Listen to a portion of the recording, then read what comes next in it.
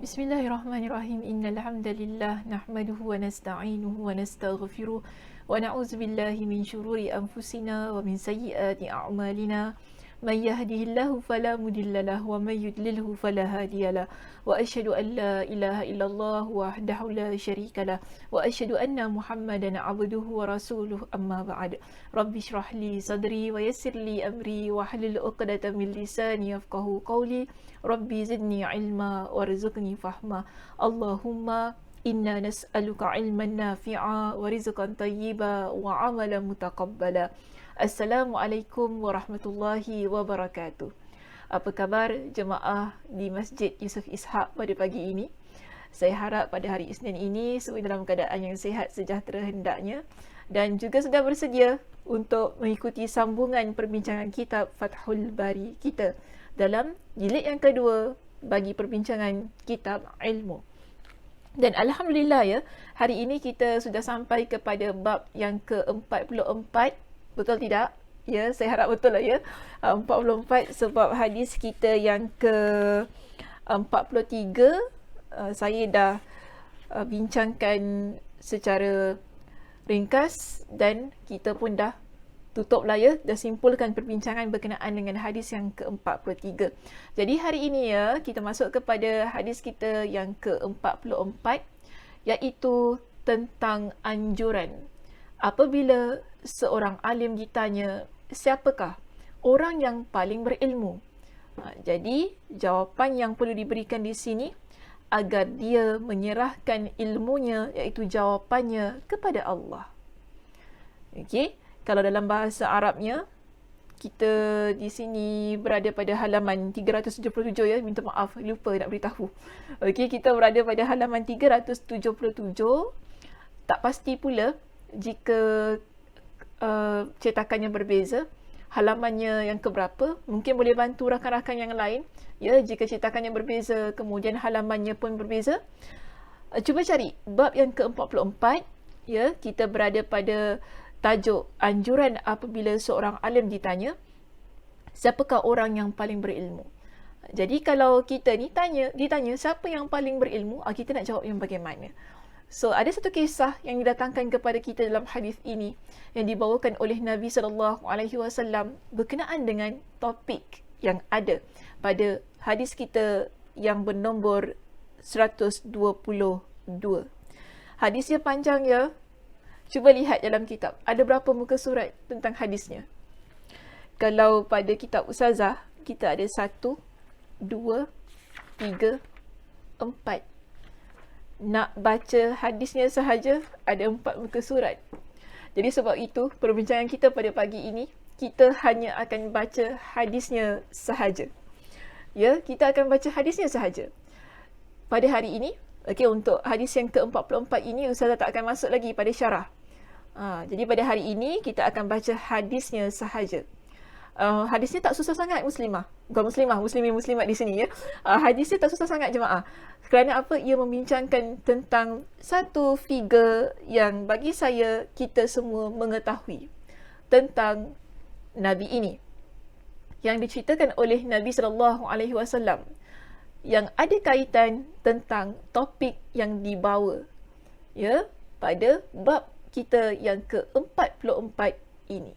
Jadi kita akan pergi satu demi satu, perenggan demi perenggan tentang penceritaan yang diceritakan oleh Nabi SAW kepada para sahabat. Baik, dalam hadis ini ya, kita lihat pada bab kita di sini yang ke-44, hadisnya bernombor 122. Disebutkan di situ, kalau kita rujuk ya pada perenggan yang pertama dalam hadisnya. Ya, jangan pening ya. Saya harap tak pening. Mudah-mudahan dapat ikuti penceritaan ini satu persatu. Okey, kita kalau nak kata apa, kita slow-slow lah ya. Kita perlahan-lahan. Sebab saya pun tak nak jadi kelam kabut. Kemudian tak faham pula apa yang ingin diceritakan oleh Nabi SAW di dalam hadis baginda ini. Baik, hadis ini diceritakan oleh Ubay ibn Ka'ab. Ya, Ustazah nak ambil terus pada haddathana Ubay ibn Ka'ab. haddathana Ubay bin Ka'b 'an Nabi sallallahu alaihi wasallam qama Musa an-nabiy khatiban fi bani Israil fasu'ila ayyun nasi a'lamu faqala ana a'lam. Okey, so ada satu peristiwa yang berlaku di sini, iaitu Nabi ceritakan bahawa kisah tentang Nabi Musa. Ada satu masa Nabi Musa dia berdiri di hadapan orang ramai.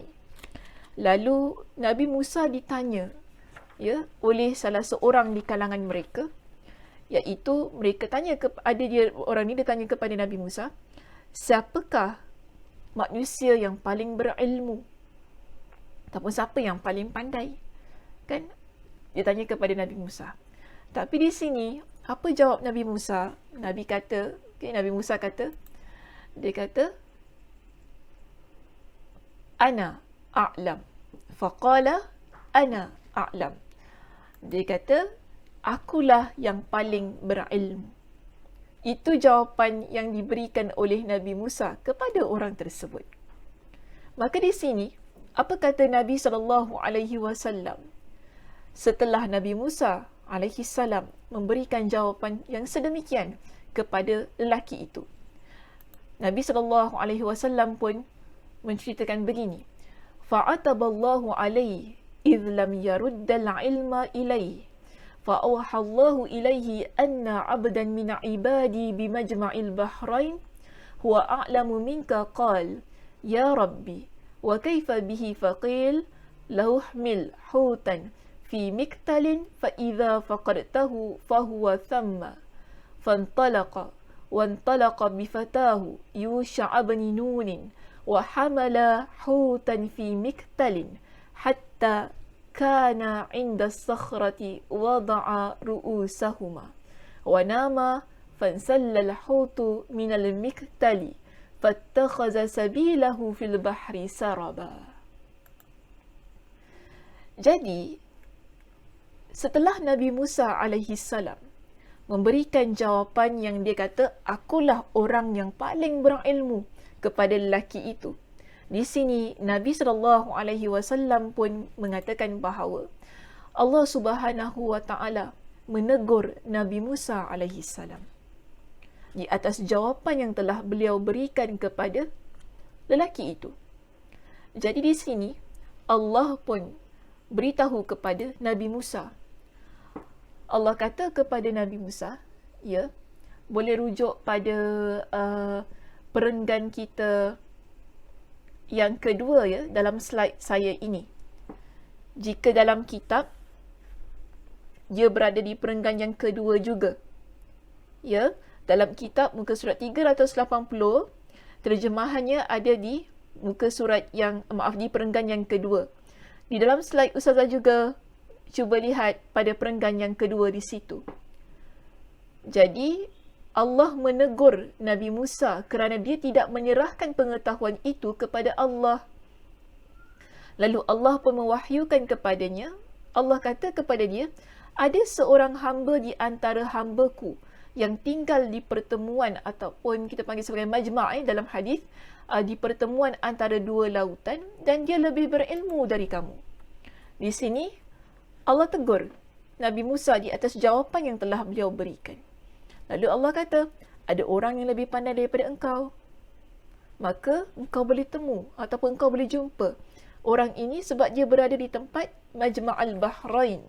Majma'al Bahrain, iaitu di pertemuan dua lautan. Pertemuan antara dua lautan. Jadi Nabi Musa, dia pun tanya kepada Allah. Bila Allah Subhanahu Wa Taala menegur dia tadi kan, Nabi Musa tanya, lalu bagaimana aku boleh bertemu dengan orang yang lebih berilmu daripada aku itu tadi? Maka di sini Allah pun memberikan petunjuknya kepada Nabi Musa alaihissalam. Apa kata Allah kepada beliau? Allah kata begini, bawalah ikan dalam keranjang. Maknanya Allah kata dalam perjalanan itu nanti, bila engkau nak bertemu dengan lelaki itu, Allah suruh bawa ikan dalam satu bakul ataupun keranjang di sini. Apabila nanti kamu kehilangan ikan itu, maka di sanalah hamba-Ku berada. Jadi Allah kata begitu ya kepada beliau.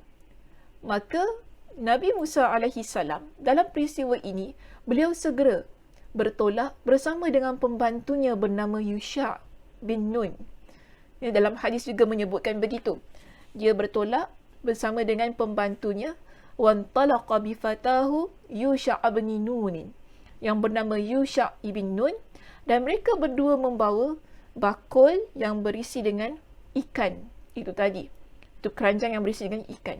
Sehinggalah mereka berdua, okey, kalau kita lihat dalam teks kita di sini, kata mereka berdua pun jumpa dengan satu batu yang besar. Jadi ketika menjumpai sebongkah batu besar, keduanya menyandarkan kepala lalu tertidur. Dan pada saat itulah ikan tersebut melepaskan diri dari bakul itu, dari keranjang itu. Lalu ikan itu melompat mengambil jalannya ke laut tersebut. Ataupun ke laut itu. Jadi begini, jika saya minta, jika ingin rujuk kisah ini, ia juga dimuatkan ataupun direkodkan oleh Allah Subhanahu Wa Taala dalam surah Al-Kahfi. Jadi kebanyakan daripada kita mengetahui tentang kisah Nabi Musa berkenaan dengan hal ini, yang mana dia mencari seorang hamba Allah yang lebih berilmu daripada dia, kan? Kerana apa tadi? Kesnya awalnya dia kata kepada, memberikan jawapan kepada seorang itu, dia kata aku lebih berilmu. Padahal ada orang yang lebih berilmu daripada dia. Jadi di sini Allah tegur dan Allah kata ada orang yang lebih berilmu daripada engkau. Maka Nabi Musa pun ingin mencari lelaki tersebut. Dan di sini kalau ingin rujuk kisah ataupun penceritaan yang lebih lanjut, yang lebih detail berkenaan dengan hal ini, boleh dirujuk dalam surah Al-Kahfi bermula daripada ayat yang ke-60. Yang mana bagi saya, ramai antara kita tahu berkenaan dengan kisah ini menerusi pembacaan kita dalam surah Al-Kahfi itu tadi, iaitu pertemuan Nabi Musa alaihi salam dan juga Nabi Khidir alaihi salam. Okey, baik. Kita lihat apa yang berlaku seterusnya. Setelah ikan itu keluar daripada bakul, yang mana dalam keadaan mereka berdua, iaitu Nabi Musa alaihi salam dan juga pembantunya yang bernama Yusha' itu tadi, tidak menyedari tentang kehilangan ikan tersebut. Dan di sini, kalau kita rujuk kepada teks hadis kita yang berikutnya, Nabi pun menceritakan tentang hal itu. Wa kana li Musa wa fatahu ajaban fantalaqa baqiyata lailatihima. Wa yawmahuma falamma asbaha qala Musa li fatahu atina ghada'ana laqad laqina min safarina hadza nasaba. لقد لقينا من سفرنا هذا نصبا ولم يجد موسى مسا من النصب حتى جاوز المكان الذي أمر به فقال له فتاه أرأيت إذ أوينا إلى الصخرة فإني نسيت الحوت وما أنسانيه إلا الشيطان قال موسى ذلك ما كنا نبغي فارتدا على آثارهما قصصا فلما انتهيا إلى الصخرة إذا رجل مسجن بثوب أو قال تسجى بثوبه فسلم موسى فقال الخضر وأنا بأرضك السلام فقال أنا موسى فقال موسى بني إسرائيل قال نعم قال هل أتبعك على أن تعلمني مما علمت رشدا فقال innaka lan tastati'a ma'iya sabra. Okey, boleh faham? Panjang ya? Panjang. Saya rasa macam ada tersilap tadi dari sudut barisnya. Bukan rasyada lah ya. Sebab tu tadi macam terhenti sedikit bacaan saya. Ana ulimta rushda. Mimma ulimta rushda. Bukan rasyada. Dalam slide saya silap. Dalam kitab betul. Mimma ulimta rushda. Maafkan saya di atas kesilapan taipan di situ. mimma ullimta rusyda. Jangan ikut pembacaan yang ada dalam slide saya. Sila rujuk dalam kitab, sebab dalam kitab diletakkan rusyda. Dalam Al-Quran juga begitu. Ya, surah Al-Kahfi ayat yang ke-66. Hal attabi'uka ala an tu'allimani mimma ullimta rusyda. Okay, itu adalah bacaan yang tepat. Dalam slide ini barisnya silap. Ya, saya dah betulkan ya tadi. Okey, baik. Kita lihat kepada pentafsiran ayat ini. Tadi Allah kata kepada Nabi Musa, Nabi SAW ceritakan dalam hadis yang sebelum itu dalam penceritaan kita ataupun dalam slide kita yang sebelumnya. Allah kata kepada Nabi Musa, apabila engkau kehilangan ikan itu, maka di situlah terdapatnya hamba aku yang lebih baik ataupun lebih pandai daripada engkau. Ya, Allah kata begitu kepada Nabi Musa. Jadi, di sini kita lihat, ketika Nabi Musa, dia bertemu dengan orang yang Allah kata lebih pandai daripada itu tadi. Ya, yang mana pada masa mereka, dia dan anak muridnya ataupun dia dengan pembantunya tidur itu tadi kan, mereka berdua tidak menyedari tentang kehilangan ikan itu. Dan ketika Nabi Musa minta, setelah dia bangun daripada tidurnya, kemudian mereka berdua meneruskan perjalanan, Nabi Musa minta supaya disediakan makanan. Namun sayangnya, pembantunya itu tadi kan, dia terlupa untuk beritahu kepada Nabi Musa yang sebenarnya ikan tu dah terlepas dah. Jadi, bila dia beritahu kepada Nabi Musa, oh ikan tu sebenarnya dah terlepas dekat tempat batu tadi yang kita tidur. Nabi Musa pun, dia kata apa? Itulah sebenarnya tempat yang kita hendak tuju. Sekarang ni nak kena patah balik. Betul tak? Tadi dah baik-baik sebenarnya kalau sedar pada masa itu. Tak perlulah mereka ni meneruskan perjalanan. Dah boleh jumpa dah orang yang nak mereka cari itu di situ. Sebab Allah kata tadi apa? Kalau engkau kehilangan ikan itu, maka orang itu berada di tempat tersebut. Jadi apa yang dibuat oleh Nabi Musa dan pembantunya ini, mereka berdua pun kembali patah balik semula. Kan? Lalu keduanya kembali mengikuti jejak mereka semula. Okey. Cerita ini ada dalam surah Al-Kahfi ayat yang ke-64. Jadi, ketika mereka berdua sampai di tempat yang sama, tu kan, di tempat batu yang mereka tidur tu, kemudian mereka sampai kembali ke tempat tersebut, Nabi Musa lihat ada seorang lelaki. Ya. Ada seorang lelaki di situ. Cuba lihat pada perenggan saya yang ketiga dalam slide ini ya. Ketika keduanya sampai di batu tersebut, didapatinya ada seorang lelaki mengenakan pakaian yang lebar. Ya, ada seorang lelaki yang mengenakan pakaian yang lebar. Kalau kita rujuk dalam kitab kita, ia berada pada muka surat 381 pada perenggan yang ketiga. Ya, pada perenggan yang ketiga.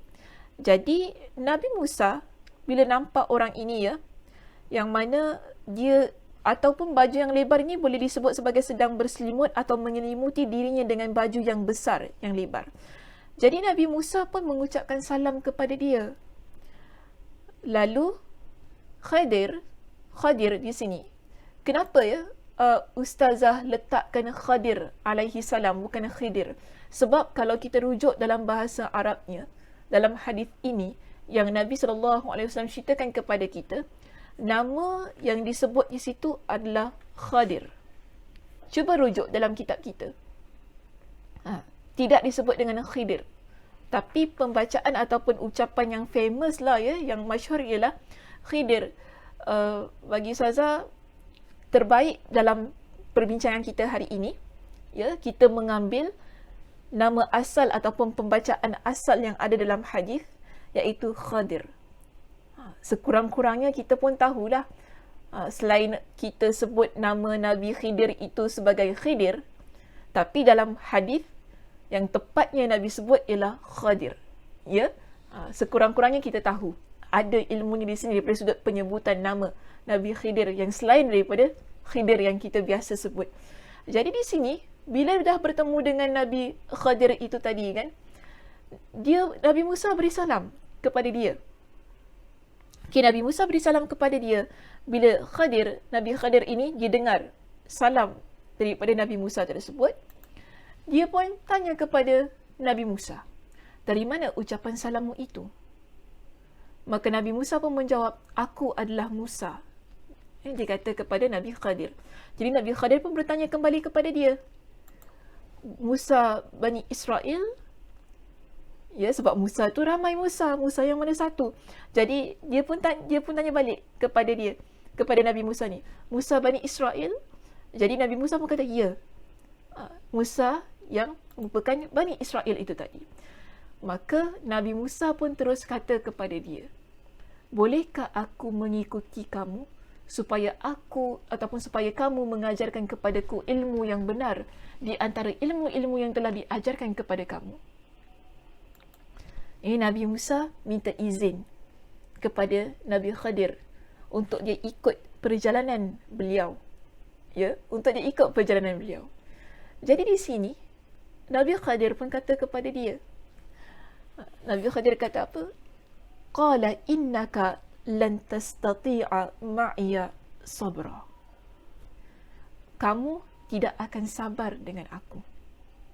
Atau dengan, kalau kita nak terjemahkan betul-betul, kita kata, Nabi Khadir kata kepada Nabi Musa, sesungguhnya kamu Musa sesekali takkan sabar, ataupun kau takkan sanggup sabar dengan aku.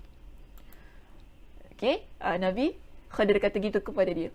Nak ikut saya, maknanya kau nak ikut aku dalam perjalanan aku, dan kau nak belajar ilmu ni kan, aku tak rasa kau akan sabar dengan apa yang akan aku lakukan. Tapi di sini, ya, jemaah kita dapati, Nabi Musa, dia memang nak ikut Nabi Khadir. Sebab dia nak belajar. Kerana Allah sendiri beritahu kepada dia, Khadir ini adalah orang yang paling berilmu daripada dia. Jadi bagaimana ilmu Nabi Khadir ini? Sehingga Allah kata dia paling berilmu daripada dia. Kan, nak tahu juga, nak menuntut lah ya, dengan Nabi Khadir ini. Jadi, kita sambung pembacaan hadisnya di sini. Nabi Musa pun kata kepada Nabi Khadir, Inni ala ilmin min ilmillahi allamanihi. Maaf ini kata Nabi Khadir. Dia kata, Ya Musa, inni ala ilmin min ilmillahi allamanihi. La ta'lamuhu anta wa anta ala ilmin allamakahu la a'lamuhu. Nabi Khadir kata kepada Nabi Musa, dia kata kepada Nabi Musa, ilmu aku Allah tidak ajarkan ia kepada engkau, dan ilmu engkau Allah tak ajarkan ia kepada aku. Ya, apa yang ada pada Nabi Khadir tidak sama sebagaimana yang ada pada Nabi Musa, dan apa yang ada pada Nabi Musa tidak sama sebagaimana yang ada pada Nabi Khadir. Ini yang Nabi Khadir sebutkan kepada Nabi Musa, sebelum betul-betul ke nak ikut aku ni, sebab ilmu kita lain, level dia lain. Okay? Level aku dan level engkau lain. Allah ajarkan kepada engkau dengan ilmu yang lain, Allah ajarkan kepada aku dengan ilmu yang lain, yang mana ilmu itu, yang mana pada engkau ilmu tersebut tidak ada pada aku, dan apa yang ada pada aku tidak ada pada engkau. Ini kata Nabi Khadir kepada Nabi Musa alaihissalam. Jadi di sini Nabi Musa dia kata lagi kepada Nabi Khadir, qala satajiduni insyaallahu sabira wala a'si laka amra. Dia kata engkau akan dapati aku, ya, insya-Allah sebagai orang yang sabar, wala a'si laka amra, dan aku tidak akan menentangmu dalam satu urusan apapun. Jadi ini yang dikatakan oleh Nabi Musa kepada Nabi Khadir.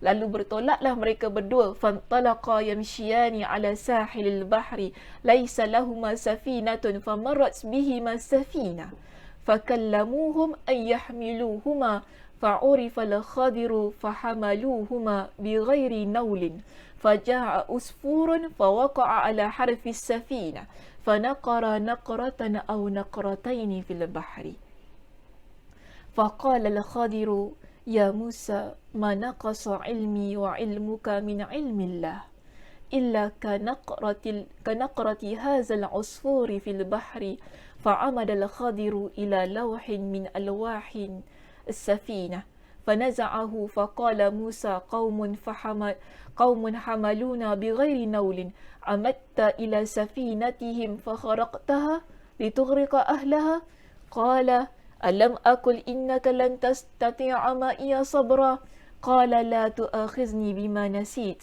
ولا ترهقني من أمري عسرا. Apa yang berlaku dalam perjalanan ini, jemaah? Di sini Nabi SAW ceritakan kepada kita. Ketika Nabi Musa bersedia untuk ketika Nabi Khadir bersedia untuk mengajak Nabi Musa ikuti beliau dalam perjalanannya. Perkara pertama yang berlaku pada kedua-dua mereka ialah apabila kedua-duanya jalan di satu pesisiran pantai. Mereka nak naik kapal, tapi tak ada kapal yang boleh bawa mereka.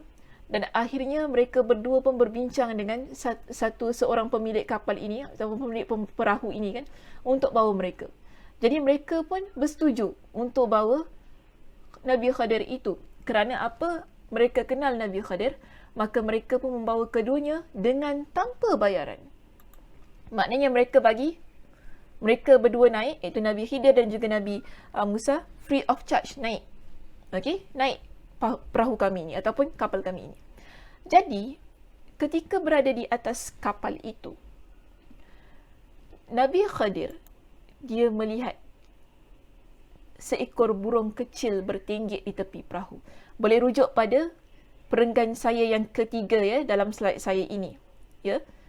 Kemudian datang seekor burung kecil bertinggik di tepi perahu, mencelupkan paruhnya di air laut untuk minum dengan 1 atau 2 kali. Bila Nabi Khadir lihat, Nabi Khadir pun kata kepada Nabi Musa, "Wahai Musa, tidaklah ilmu yang ada padaku dan ilmu yang ada padamu akan mengurangi ilmu Allah." Nabi Khidir kata apa? Ilmu yang ada pada aku dan ilmu yang ada pada engkau sesekali ia tak mungkin mengurangi ilmu yang ada pada Allah. Kerana apa? Ilmu Allah itu begitu luas. Ini kata Nabi Khidir kepada Nabi Musa AS. Ilmu Allah itu begitu luas. Apa yang ada pada aku, ilmu yang ada pada engkau, ilmu kita berdua tak mungkin boleh mengurangi ilmu Allah. Kemudian apa kata dia di sini? Melainkan bagai titisan air yang diambil dari lautan oleh burung tersebut dengan paruhnya. Sebab tadi Nabi Khadir dia nampak apa? Burung tu tadi kan letakkan paruhnya dekat dalam laut untuk ambil air, betul tak? Jadi Nabi Khadir kata kepada Nabi Musa, ilmu Allah tak boleh mengurangi ataupun ilmu yang kita ada. Kita berdua ni, kalau ilmu aku dengan ilmu kau kita combine, ilmu kita berdua, ia tetap tak boleh mengurangi ilmu Allah. Sebab ilmu Allah itu begitu luas. Ilmu kita ni umpama air yang dipatuk oleh burung kecil itu tadi dengan paruhnya. Kalau kita lihat burung kan, dia minum air dekat lopak contohnya. Kadang-kadang kita duduk, tiba-tiba ada burung yang datang pada lopak air, dia masukkan paruhnya, dia patuk-patukkan minum air. Dapat setitis, 2 titis, 3 titis begitu. Jadi Nabi Khidir kata ilmu kita gitu. Tak boleh untuk mengurangi ilmu Allah. Dan tiba-tiba Nabi Musa lihat Nabi Khidir, apa yang dia buat? Dia rosakkan kapal ataupun perahu yang sedang mereka naiki. Sengaja mengambil papan perahu lalu mencabutnya, atau dalam kata lain yang biasa kita faham, dia lubangkan kapal itu. Jadi Nabi Musa terperanjat. Kan? Bila Nabi Musa melihat perbuatan Nabi Khadir itu, dia terperanjat. Asal dia buat macam ni kan? Kalau tak orang tak kita, betul tak? Kalau kita pun kita terperanjat. Kenapa dia buat macam itu? Jadi Nabi Musa persoalkan, kenapa kamu rosakkan? Kau nak suruh mereka ni semua tenggelam ke? Dia kata gitu. Jadi, apa kata Nabi Khadir kepada dia? bukankah sudah aku katakan kepada engkau, engkau tak boleh sabar dengan aku? Nabi Khidir tanya, beritahu, ingatkan balik kepada dia. Jadi pada masa itu Nabi Musa sedar. Bukankah dia dah kata, aku tidak akan menentang engkau dalam apapun urusan engkau. Dan insya-Allah engkau akan dapati aku menjadi orang yang sabar. Nabi Musa ada kata gitu kan pada dia. Jadi Nabi Musa pun teringat. Oh, aku tak sepatutnya menentang apa yang dia ucapkan. Jadi di sini, kita lihat. Nabi Musa, dia pun kata, fakanatil ula min Musa nisyanan. Maaf, ini kata Nabi. Fakanatil ula min Musa nisyanan. فانطلقا فإذا غلام يلعب مع الغلمان فأخذ الخضر برأسه من أعلاه فاقتلع رأسه بيده فقال موسى أقتلت نفسا زكية بغير نفس قال ألم أقل لك إنك لن تستطيع معي صبرا قال ابن عيينة وهذا أوكد فانطلق حتى إذا أتيا hatta idza ataya. Maaf ya, sebentar.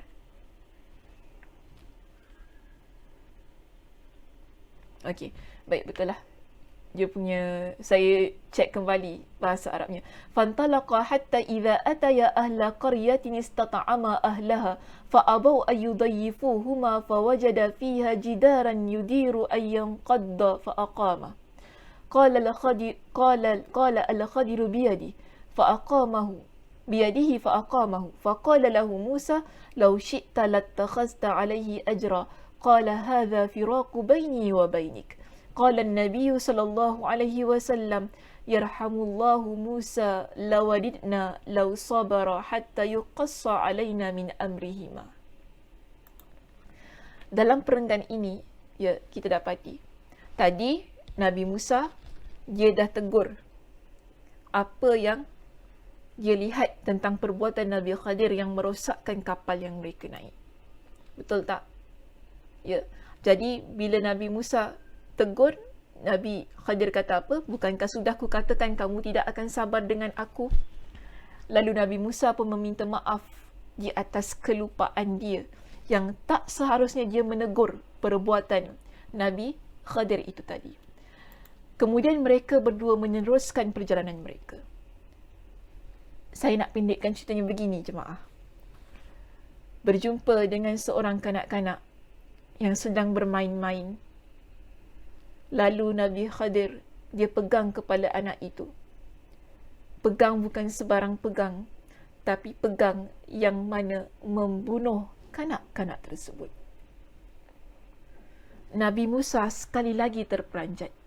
Kalau tadi kita kata okey lagi sebab dia lubangkan tu kan, tapi sekarang ni sudah ke tahap membunuh. Nabi Musa pun kata kepada dia, aqatalta nafsan zakiyatan bighairi nafs. Dia kata, kenapa engkau bunuh satu nyawa yang suci, bersih, yang mana dia tak bunuh orang lain? Kenapa kau buat gitu? Nabi Musa terperanjat. Nabi Khadir kata kepada dia, apa kata Nabi Khadir?